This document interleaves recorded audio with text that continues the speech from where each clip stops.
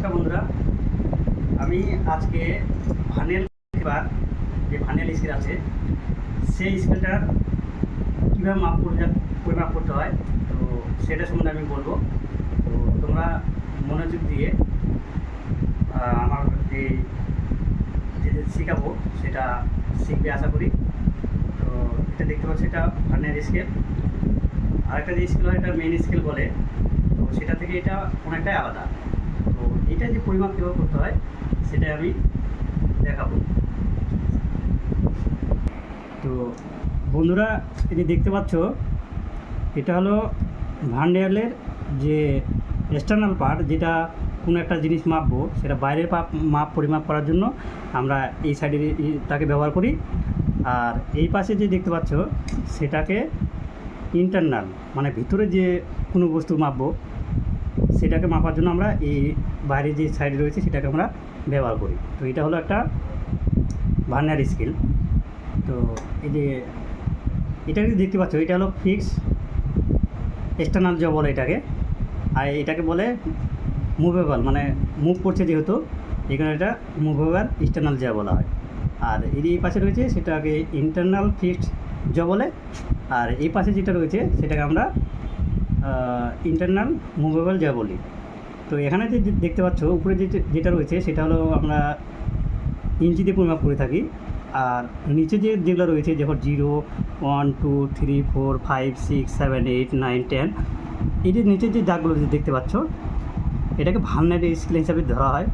আর এই যে মিডিলে যেটা রয়েছে সেটাকে আমরা মেইন স্কেল বলি। এই মিডিলের স্কেলটাকে আমরা কী বলি? মেইন স্কেল বলি।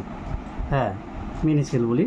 তো এটা দিয়ে পরিমাপ করা হয় কত? 300 mm পর্যন্ত এটা পরিমাপ করা হয়। কত mm পর্যন্ত? 300 mm পর্যন্ত আমরা এটাকে পরিমাপ করি। দেখতে পাচ্ছ এটা আমরা কত mm পর্যন্ত পরিমাপ করি? 300 mm। এই যে দাগগুলো রয়েছে এগুলোকে 1 mm, 2 mm, 3 mm এইভাবে আমরা ধরে থাকি। এখানে যেগুলো দাগ দেখতে পাচ্ছ এই যে দাগগুলো 1 mm, 2 mm, 3 mm এভাবে করতে করতে এখানে 300 mm যখন আসবে সেটা আমরা পরিমাপ করতে পারবো। ঠিক আছে। আর এটা দিয়ে আমরা এটা নিয়ে গেলে ডিপতে, মানে ভিতরে যে জিনিসগুলো রয়েছে সেটাকে আমরা পরিমাপ করতে পারি, ভিতরের অংশ দিয়ে এটাকে পরিমাপ করতে পারি। তো আমরা এটা মাপবো কীভাবে? আর এটা রয়েছে এটাকে আমরা জ্যাক বলি। এটা দিয়ে আটকানো ফার্স্ট জ্যাক, ফার্স্ট লক, এটা হলো সেকেন্ড লক। যখন এটা এইভাবে করবো সেটা এখানে আসি এটা আটকে যাবে, এটা ফার্স্ট লক, সেকেন্ড লক বলা হয় এটাকে। আর এটা অ্যাডজাস্টেবল, এটার মাধ্যমে আমরা অ্যাডজাস্ট করে থাকি। হ্যাঁ, তো পরিমাপ করবো কীভাবে? এই ভার্নিয়ার স্কেলটা কেন নেওয়া হয়?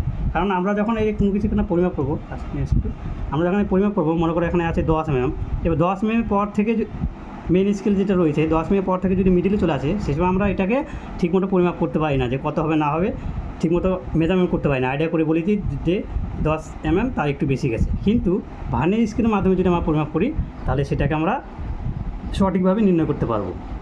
তো কীভাবে এটা নির্ণয় করতে হলে প্রথমে আমাদের এই ত্রুটিটা দেখতে লাগবে, যে ভার্নিয়ার স্কেলের ত্রুটি কোথায় থাকে।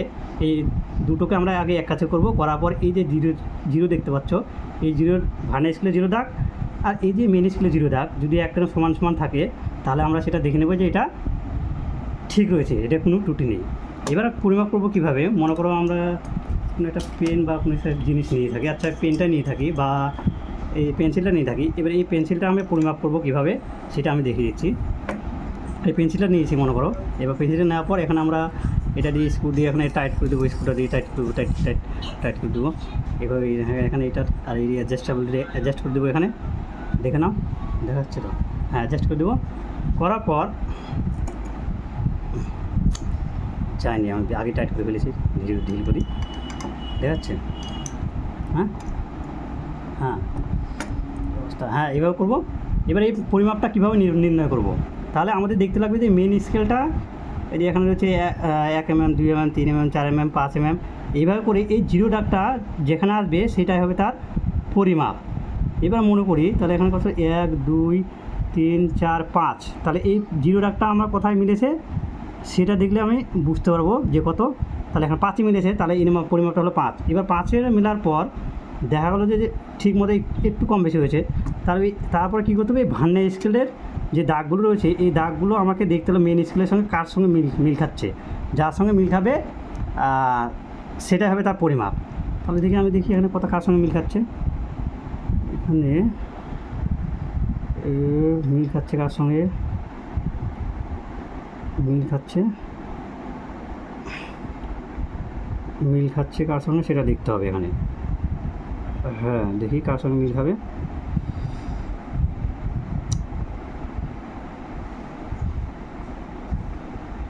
হ্যাঁ এটা এখানে মিল খেয়েছে। এটা আমি তাহলে কী বলেছিলাম যে এই দাগটা রয়েছে, এই 2-এর পর যে ঘরটা রয়েছে তার সঙ্গে এটা মিল খাইছে। তো আমার 2-এর পর দেখি, 2-এর পর এই যে 2-এর পর 2 ঘরের পর জায়গা যেটা রয়েছে সেখানে এখানে মিল খেয়েছে। তার মানে আমার এটা মাপটা হবে কত দেখিনি এখানে। তাহলে এখানে 0 ঘরে মিল খেয়েছে, এখানে 1 4 5 mm। 5 mm কত হচ্ছে সেটা আমি দেখব। তাহলে এখানে আমার কত ঘর মিল খেয়েছে 10। এবার এই ভার্নিয়ার স্কেলে আমরা 1 2 3 4 5, এখানে যে 0 থেকে 1 আছে মানে 5টা দাগ আছে। তারপরে আমরা কত বললাম 5টা, আর এখানে আছে আরেকটা 5টা, তাহলে হলো 10টা। আর এইদিকে যাব 1 2 ঘর। হ্যাঁ তাহলে কত হলো 10 আর 2 12। এবার আমরা আসলো হলো 10 নাকি 5 ml 10। এবার 10টা আমার এখানে যেহেতু 10 রয়েছে, আমরা জানি এই ভার্নিয়ার স্কেলের 1 ঘর মানে 0.02 mm। ঠিক আছে, ভার্নিয়ার স্কেলে এই যে গ্যাপটা রয়েছে 1 ঘর মানে আমরা জানি 0.02 mm। তাহলে এখানে আমার কত এসেছিলো 12, কত এসেছিলো 12। তাহলে 12টাকে আমি কী করবো 0.02 দিয়ে গুণ করবো। তাহলে দেখে নাও 12 ইন্টু 0.02, এটা দিয়ে গুণ করলে কত আসলো 0.24, 0.2